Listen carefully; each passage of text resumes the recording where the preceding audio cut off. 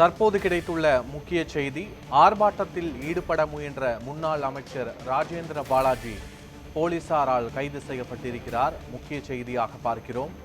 அண்ணா பல்கலைக்கழக மாணவி பாலியல் வன்கொடுமை செய்யப்பட்ட வழக்கில் குற்றவாளியை விரைந்து கைது செய்ய வேண்டும்.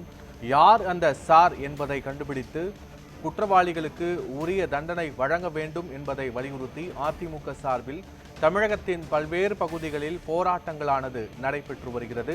தடையை மீறி போராட்டம் நடத்தி வரும் அனைவரையும் போலீசார் கைது செய்து வரும் நிலையில்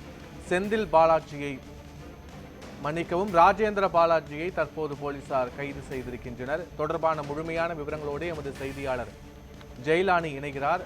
ஜெயலானி, வணக்கம். முழு விவரங்கள் என்ன? கைது செய்யப்பட்டவர்கள் எங்கு தங்க வைக்கப்பட்டிருக்கிறார்கள்? முழு விவரங்களை பதிவு பண்ணலாம். பத்மநாபன், அண்ணா பல்கலைக்கழகத்தில் கல்லூரி மாணவி பாலியல் வன்கொடுமை செய்யப்பட்டதை கண்டித்து சென்னை நீங்களாக தமிழகம் முழுவதும் மாவட்டந்தோறும் அதிமுக சார்பில் இன்று ஆர்ப்பாட்டம் நடைபெறும் என கட்சியின் பொதுச் செயலாளர் எடப்பாடி பழனிசாமி அறிவித்திருந்தார். இதன் ஒரு பகுதியாக விருதுநகர் மேற்கு மாவட்ட அதிமுக சார்பில் அதிமுக முன்னாள் அமைச்சரும் விருதுநகர் மேற்கு மாவட்ட செயலாளருமான டி ராஜேந்திர பாலாஜி தலைமையில் சிவகாசி பேருந்து நிலையத்தில் ஆர்ப்பாட்டமானது நடைபெற்றது.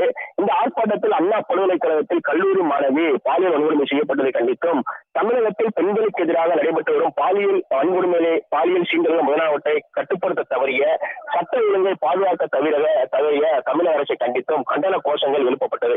இந்த ஆர்ப்பாட்டத்தில் 2000க்கும் மேற்பட்ட அதிமுகவினர் கலந்து கொண்டனர். பின்னர் தடையை மீறி ராஜேந்திர பாலாஜி தலைமையில் ஆர்ப்பாட்டம் செய்ய முயன்ற போராட்டக்காரர்களை காவல்துறையினர் கைது செய்ய முயன்ற போது காவல்துறையினருக்கும் போராட்டக்காரர்களிடையே தள்ளுமுள்ளானது ஏற்பட்டது. இதனை அடுத்து முன்னாள் அமைச்சர் ராஜேந்திர பாலாஜி உட்பட அனைவரையும் காவல்துறையினர் கைது செய்து தனியார் மண்டபத்தில் அடைத்தனர்.